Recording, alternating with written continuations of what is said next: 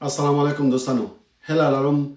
ټول به روغ او خوشحاله یاست. نننۍ ویډیو کې موږ د افغان سپیشل امیګریشن یا SIV پروسې په اړه مهم او تازه معلومات در سره شریکوو، ځکه ډیری افغانان اوس هم د خپل کیسونو، مرکو، ویزو او سفرونو په انتظار کې دي او هره ورځ پوښتنې کوي چې فعلا د SIV پروسو کې څه روان دي، آیا کیسونه بند شوي دي، آیا مرکې روانې دي، آیا ویزې ورکول کیږي که نه. نو که تاسو SIV کیس لرئ یا مو خپلوان په دې پروسه کې دي، دا ویډیو تر پایه وګورئ ځکه ډیر مهم معلومات پکې شامل دي. دوستانو، تر ټولو لومړی باید پوه شو چې د افغان SIV پروګرام لا هم په بشپړ توګه نه دی ختم شوی، خو وضعیت یې ډیر پیچلی شوی دی. د امریکا حکومت څو کاله مخکې د هغو افغانانو لپاره دا پروګرام جوړ کړ چې له امریکایي ځواکونو، سفارتونو یا قراردادي ادارو سره کار کړی و. زرګونه افغانان په همدې پروګرام امریکا ته انتقال ترلاسه کړه، خو لا هم ګڼ شمېر کسان د انتظار په حالات کې دي او په تمه دي چې څه به کیږي، د هغوی کیسونه به په کوم حالات کې ځي او څه رقم به مخ ته ځي. اوس راځو مهم بدلونونه ته. کوم بدلونونه شته دي پکې؟ لومړی مهم خبر دا دی چې د نویو SIV درخواستونو په اړه محدودیتونه زیات شوي دي. د راپورونو له مخې که کانګرس دا پروګرام بیا تمدید نه کړي نو ښایي دا د نویو غوښتنلیکونو منل ودرېږي. دا موضوع ډیر افغانان اندېښمن کړي دي ځکه لا هم زرګونه کسان د کام مرحلې ته نه دي رسېدلي. خو دلته یو مهم ټکی شته. هغه کسان چې مخکې کیس ثبت کړی دی د هغوی دوسیې لا هم قانونا پروسس کیږي، یعنی مخکې اپلایګانې کړي دي، مخکې خپل اسناد تسلیم کړي دي. یعنی که تاسو کام اپروال لرئ، که تاسو NVC نمبر لرئ یا انټرویو ته منتظر یاست یا اډمنسټریټیو پروسس کې یاستئ، نو ستاسو کیس باید دوام ولري. بله مهمه موضوع د پروسس سرعت ډیر ورو شوی دی. یعنی ډیری افغانان شکایت کوي چې ایمیلونو ته ځواب نه ورکول کیږي، مرکې ځنډېدلې دي، ویزې چاپیږي نه، سفرونه نه تنظیمیږي. حتی ځینې کورنۍ له میاشتو راهیسې په قطر، پاکستان، البانیا او نورو هیوادونو کې بند پاتې دي. خو دوستانو، په همدې اړه یو فدرالي محکمې هم د امریکا حکومت ته خبرداری ورکړی و. څه شی ورکړی و او څه ورته ویلي دي هغه هم درته وایم. محکمې ویلي چې د افغان SIV کیسونه غیر ضروري ځنډ قانوني ستونزې جوړوي او حکومت باید پروسس چټک کړي. دا موضوع د ډیرو افغانانو لپاره هیله پیدا کړې ده، خو عملی وضعیت لا هم ستونزمن ښکاري. اوس راځو د ټرمپ ادارې احتمالي بدلونونو ته، یعنی کوم بدلونونه به راځي. د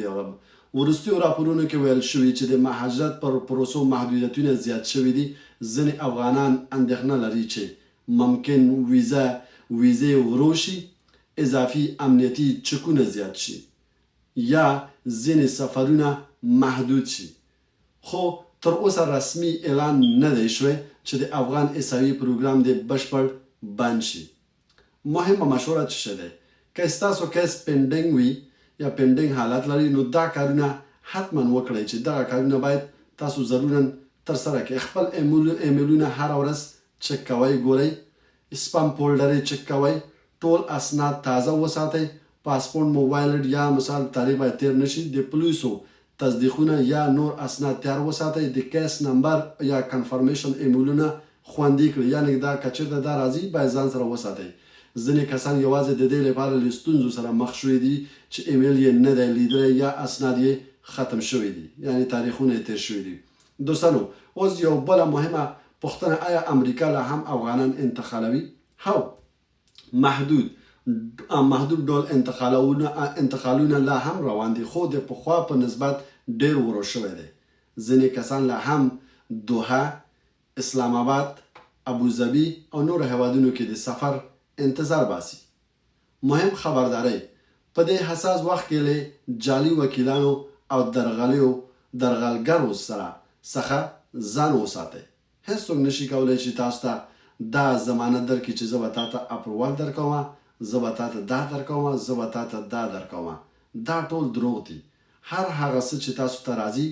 د NVC لخوا نه راځي یا USCIS د وزارت خارجه د امریکا لخوا نه تاسو ته راځي. نو هیله ده دوستانو د چا په خبرو مه غولېږئ چې تاسو ته ووایي چې زه دا درته کوم دغه درته کوم یا پیسې تاسو موږ ته پیسې راکړئ موږ کولی شو چې ستاسو کیس پروسس کوو موږ ستاسو کیس کولی شو چې زر تر زره قبول کوو یا تاسو ته انټرویو موږ جوړ کوو یا تاسو ته موږ کیس نمبر درته درکو یا تاسو ته موږ میډیکل اگزام ته درتو یا که چېرته هر پروسه کې چې هستی که بل پروسې دغه غوښتنه درنه کوي دا درغلی دی یعنې دا درغلي کوي در سره نو هیڅ کله د چا په خبرو مه غولېږئ هیڅ کله دا پروسه چې دی څه ورته وایي قانوني پروسه ده هر هغه څوک چې کار یې کړی او قانوني اسناد لري او بعد د پروسې نه بعد د هر تکمیلېدو د بیکګراوند چیک او اډمنسټریټیو پروسس او دغه شیانو نه تاسو ته هغه خپل حق درته درکول کیږي هیڅ کله تاسو بدون نه هم یعنې تاسو نه حق نه اخیستل کیږي خو لږ به ځنډنه وي لږ به وخت به مثال نیسي یو لږ به دغه نیسي هغه جدا خبره ده هغه د دې مربوط دا نه دی چې مثال تاسو سره به دغه کیږي خو دغسې خلکو څخه ځان وساتئ هیڅ کله دغه خلکو باندې اعتبار مه کوئ ځکه چې ډېری خلک یې صحیح اسناد یې درلوده دغسې درغلي کړي دي او هغې اسناد رد شوي دي نو مخکې د هغې نه چې ته یو کار غلط کار وکړي هغه خپل اصلي اسناد دې هم ورباندې خراب کړي خپل ژوند هم ورباندې خراب کړي نو دغسې کسانو څخه ځان وساته ځکه چې افغانستان کې زه پوهېږم چې هلته ډېری خلک دي په درغلیو اسناد جوړوي په درغلیو تا نه فقط د دې خاطره چې تا نه پیسې وشکړي زه تا ته کیس جوړوم زه تا ته دا کوم زه تا ته دا کوم هېڅ کله دا امکان نه لري ځکه که چېرته تا کار کړی که ته خرداتي که چېرته سفارت کې د کار کړی که چېرته امریکایانو سره د کار کړی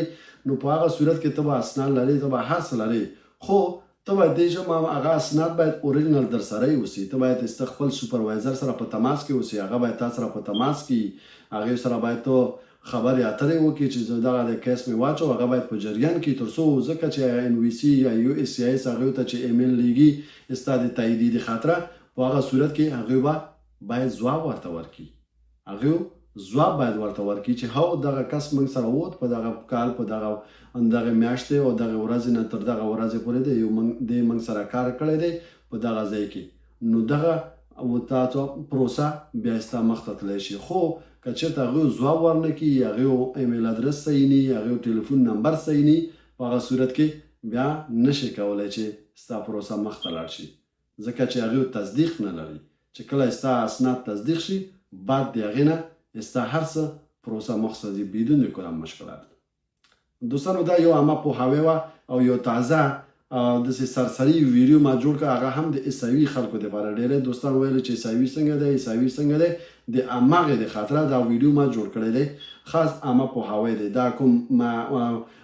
دغه څه ورته قانوني مشوره نه ده د عامه پوهاوی دی فقط که چېرته بیا تاسو هم غواړئ چې زیات معلومات ترلاسه کړئ او پوه شئ چې څه روان دي څه رقم دي نو تاسو کولی شئ چې د مهاجرت وکیل سره وګورئ هغوی تاسو ته صحیح ځواب کولی شي چې درکړي مننه ژوندي اوسئ بیا هم که چېرته زما صفحې ته نوی راغلي یاستئ زما صفحه لایک کړئ کمنټ کړئ او زما پیج فالو کړئ زه به همداسې ښایسته ښایسته تاسو ته تازه ویډیو او تازه معلومات په هر بخش کې چې هغه که مهاجرت کې وي هغه که نور بخش کې معلوماتي بخشونه وي زه تاسو ته یې جوړوم هغه هم په پښتو ژبه او په دري ژبه باندې نو